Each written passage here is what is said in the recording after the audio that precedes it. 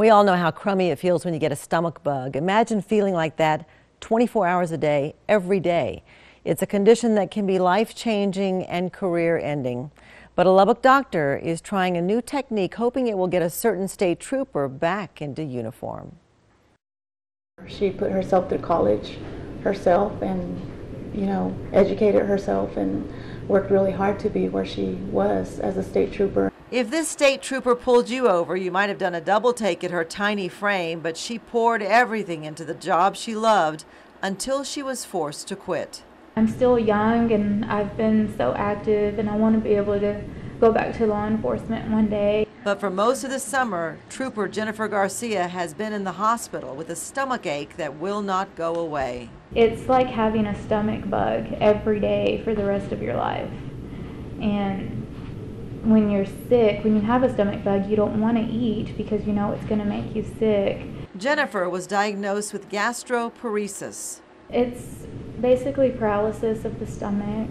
So when I eat food, it doesn't digest. My food doesn't move anywhere. It doesn't move along like it's supposed to. So eventually, you vomit. So what causes gastroparesis? The #1 reason is diabetes. Sometimes nerve damage is to blame, but Jennifer is like many whose condition just cannot be explained.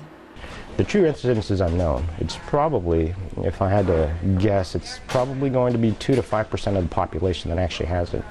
That's a lot. That's a lot, yeah. Hey, how are you?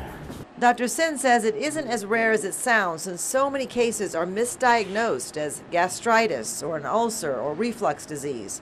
The good news is there are treatments that can be as simple as a change in diet or medication.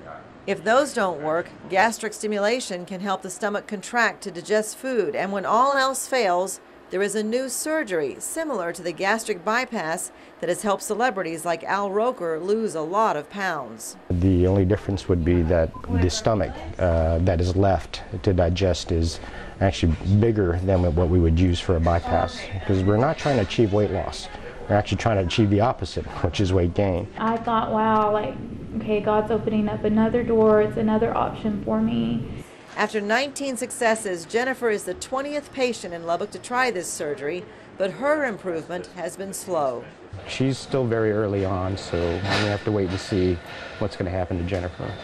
I just want to be able to get back to, being a mom. So as she and her son Andrew walk the halls of Covenant and pray for improvement, Dr. Sin brings another prescription. So don't be discouraged. Try to keep your hopes up. And I've just learned that Jennifer has been released from the hospital and is no longer using that feeding tube, which is great news. She is making some progress. And by the way, since August is Gastroparesis Month, a balloon release is scheduled Saturday to bring attention to the condition. It's sponsored by GPACT, which stands for Gastroparesis Patient Association for Cures and Treatments. And if you'd like to learn more, look for that group with all the balloons Saturday at 3 o'clock at McCay Park across from Lakeside. We wish her a lot of luck.